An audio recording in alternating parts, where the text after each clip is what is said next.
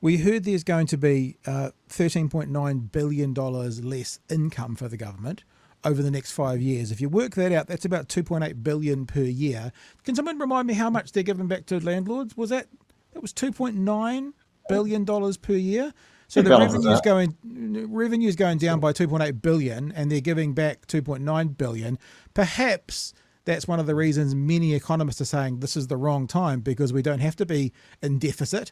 You just have to not give those tax breaks back. Would that be fair, Clint?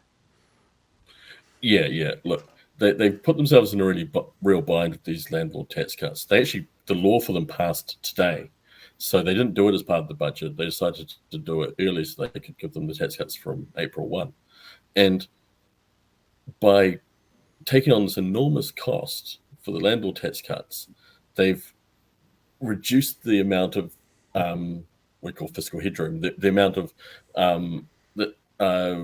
money sloshing around that they have to play with. And they've committed to keeping up, core public services with inflation, health and education. They've committed to these tax cuts, and it doesn't add up.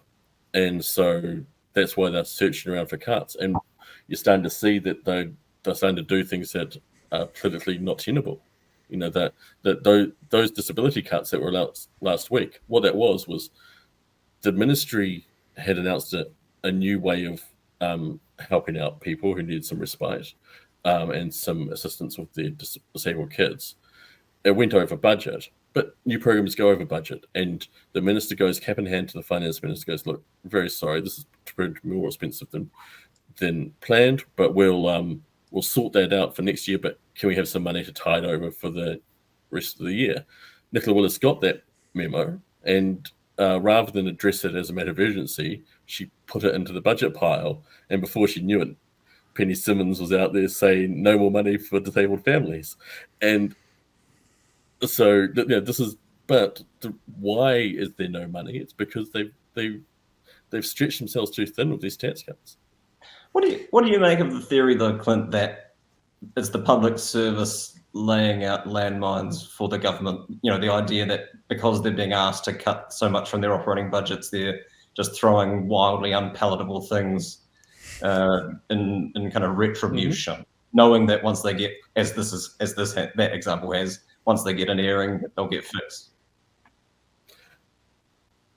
Well, I mean, I wouldn't not believe that the public service is capable of thinking that through and saying, if we've been asked to make deep cuts, we're going to show that it's not as easy as you might think. So yeah,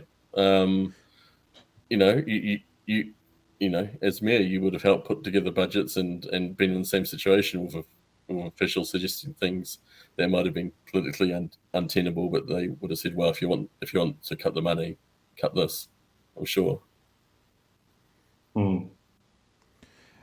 The other question to ask, and it sort of bounces off the back of budgets, and we're going to keep saying this all the way through the year when people like David Seymour saying, we just can't afford this, the money's not there to afford it. It's not the case. It's that they're choosing not to pay for it. They're making choices to give money back to landlords and not pay for things. So, the lunch in schools is a perfect example. They can easily afford that.